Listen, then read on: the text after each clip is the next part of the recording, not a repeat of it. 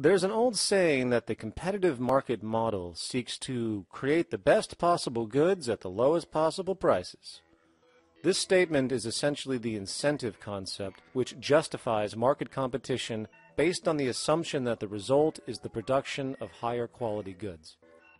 If I was going to build myself a table from scratch, I would naturally build it out of the best, most durable materials possible, right?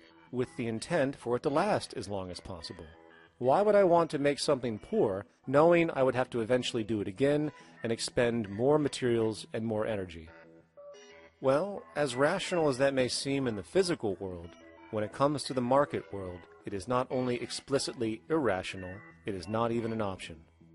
It is technically impossible to produce the best of anything if a company is to maintain a competitive edge and hence remain affordable to the consumer.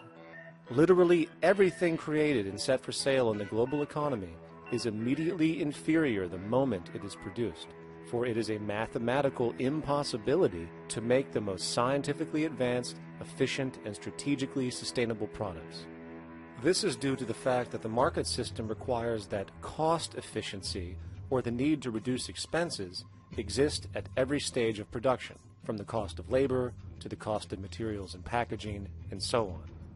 This competitive strategy, of course, is to make sure the public buys their goods rather than from a competing producer, which is doing the exact same thing to also make their goods both competitive and affordable. This immutably wasteful consequence of the system could be termed intrinsic obsolescence.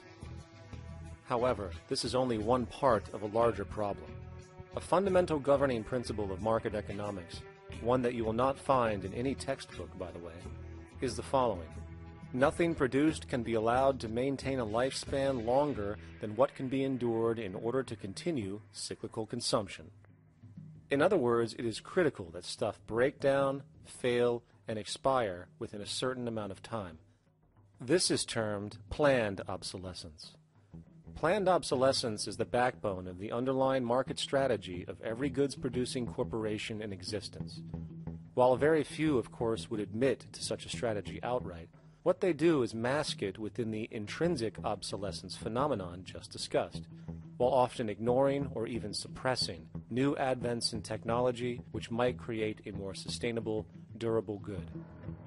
So, if it wasn't wasteful enough that the system inherently cannot allow the most durable and efficient goods to be produced, planned obsolescence deliberately recognizes that the longer any good is in operation, the worse it is for sustaining cyclical consumption and hence the market system itself. In other words, product sustainability is actually inverse to economic growth, and hence there is a direct, reinforced incentive to make sure lifespans are short of any given good produced. And in fact, the system cannot operate any other way. One glance at the sea of landfills now spreading across the world show the obsolescence reality. There are now billions of cheaply made cell phones, computers, and other technology, each full of precious, difficult-to-mine materials such as gold, coltan, copper, now rotting in vast piles, usually due to the mere malfunction or obsolescence of small parts, which, in a conservative society, could likely be fixed or updated, and the life of the good extended. Unfortunately, as efficient as that may seem in our physical reality, living on a finite planet with finite resources, it is explicitly inefficient with respect to the market. To put it into a phrase, efficiency, sustainability, and preservation are the enemies of our economic system. Likewise, just as physical goods need to be constantly produced and reproduced, regardless of their environmental impact, the service industry operates with an equal rationale. The fact is, there is no monetary benefit to resolving any problems which are currently being serviced. At the end of the day, the last thing the medical establishment really wants is the curing of diseases such as cancer, which would eliminate countless jobs and trillions in revenue. And since we're on the subject, crime and terrorism in this system are good. Well, at least economically, for it is employing police, generating high-value commodities for security, not to mention the value of prisons that are privately owned for profit. And how about war? The war industry in America is a huge driver of GDP, one of the most profitable industries, producing weapons of death and destruction. The favorite game of this industry is to blow things up and then go and rebuild them for profit.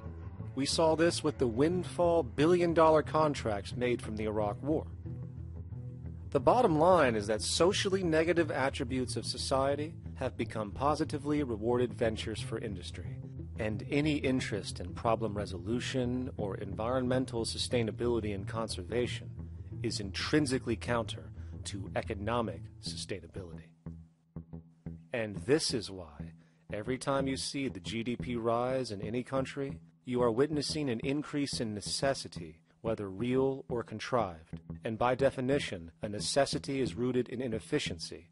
Hence, increased necessity means increased inefficiency.